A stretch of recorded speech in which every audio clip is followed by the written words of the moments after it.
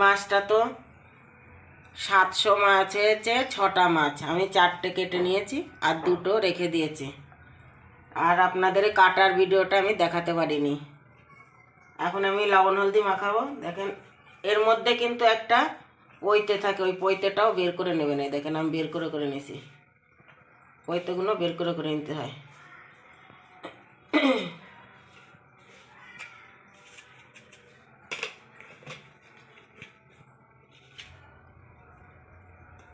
লবণ হলদি মাখিয়ে আধা ঘন্টা তক রেখে দেবো। এই মাছটা পাওয়া যায় না, অনেক ইসের পরে পাওয়া গেছে আজকে, এই জন্য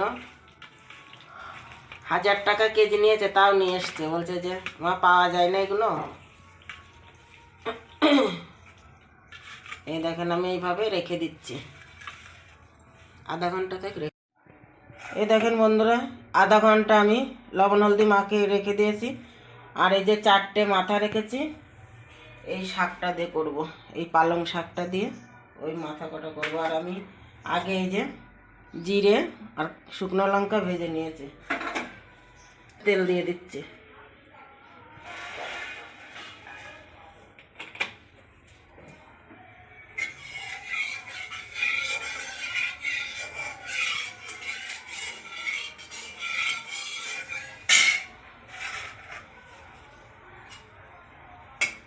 তেলটা একটু তাতিয়ে নেবেন, এর গায়ে আসতে নেই না।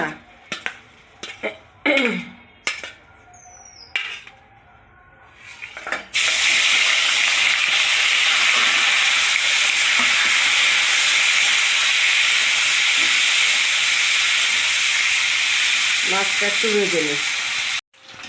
এই যে বন্ধুরা, আমি মাছ কটা অল্প অল্প ভাজবো। তাজা মাছ না, বেশি কড়া ভাজা দিতে হবে না, অল্প অল্প ভাজা দিতে হবে। এই দেখেন এইভাবে তাজা মাছ অল্প অল্প ভাজা দিতে হবে।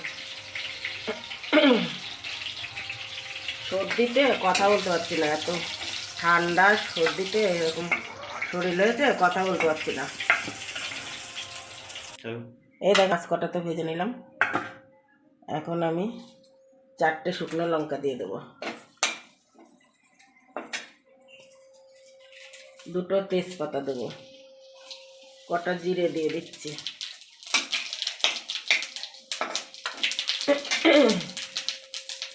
সর্দিতে কথাই বলা যাচ্ছে না।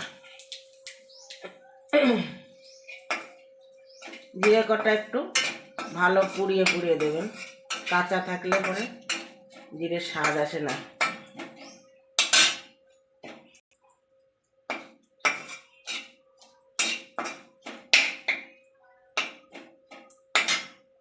এই যে এখন আলু কটা দিয়ে দেবো।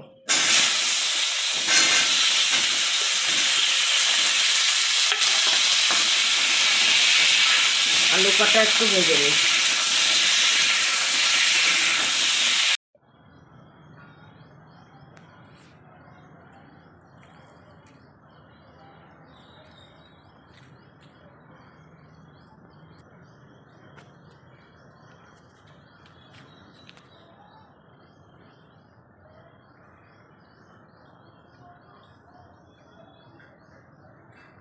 এবার আমি একটা টমেটো কেটে দিচ্ছি।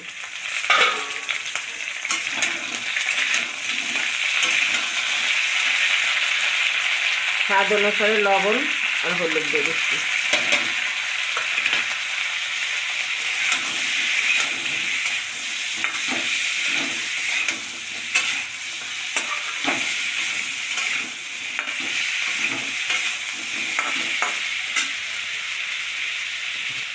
এই যে এখন আমি জল ঢেলে দিচ্ছি।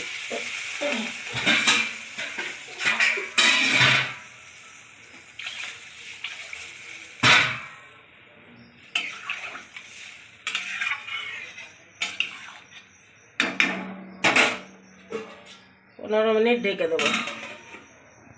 20 মিনিট হয়ে গেছে বন্ধুরা, দেখি তরকারিটা কেমন হবে।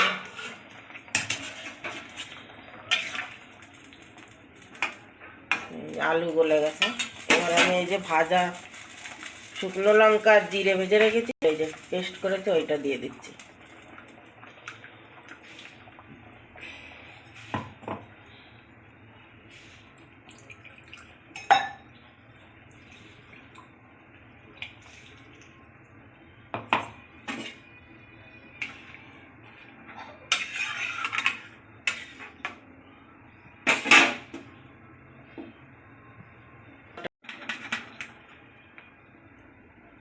মাছ কটা দিয়ে আর 10 মিনিট ঢেকে দেবো।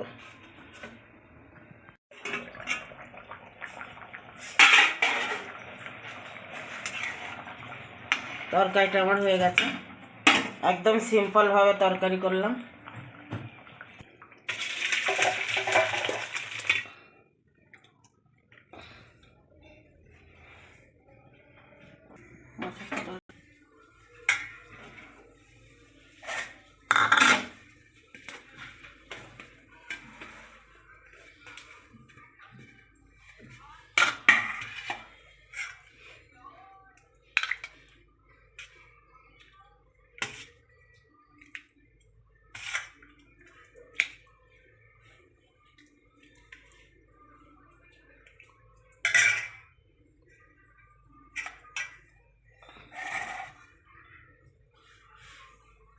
চারটে মুড়ো রেখেছি, দেখিয়েছি না পালং শাক ঘন্ট করবো। এখন এই যে পালং শাক ঘন্ট করবো।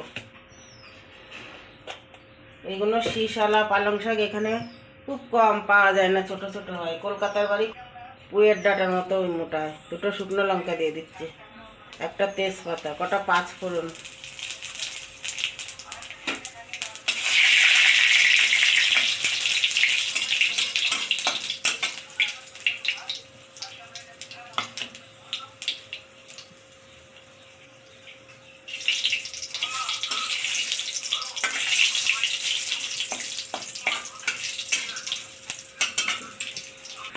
কটা মুগের ডাল দিয়ে দিচ্ছি। এটা বড়ির কাজ করবে, বড়ি দিতে হয়। বড়ি নেই, তা মুগের ডাল দিয়ে দিলাম, বড়ির কাজ করবে এটা। এই 4টে মাথা দিয়ে দিলাম।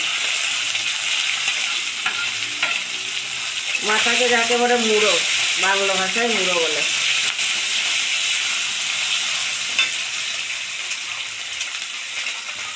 কটা কাঁচা লঙ্কা দিয়ে দিলাম, স্বাদ অনুসারে লবণ হলুদ দিয়ে দিলাম।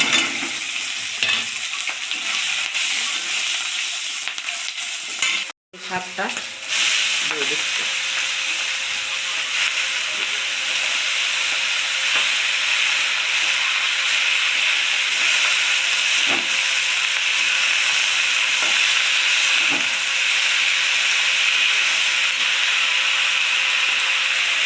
শাকটা কচি আছে, এই জন্য ভালো সব ভালো কুচায়নি, বড় বড়ই রেখেছি। কচি আছে, গলে যাবে সব। আমি একটু ঢেকে দেবো, 10 মিনিট এখন ঢেকে দেখি। 10 মিনিট হয়ে গেছে।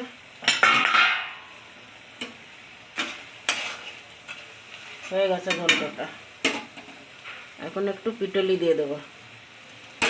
এটা চালের গুঁড়ো দিয়েছি। সব ঘন্টতে একটু পিটলে দিতে হয়, দিলে ভালো হয়।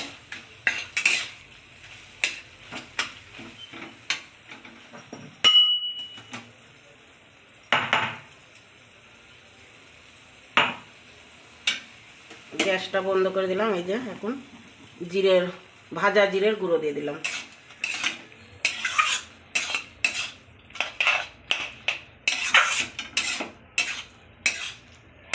এটা হলেই তো ভাত খাওয়া হয়ে যাবে, টুকটাক জিনিসেই ভাত খাওয়া হয়ে যায়।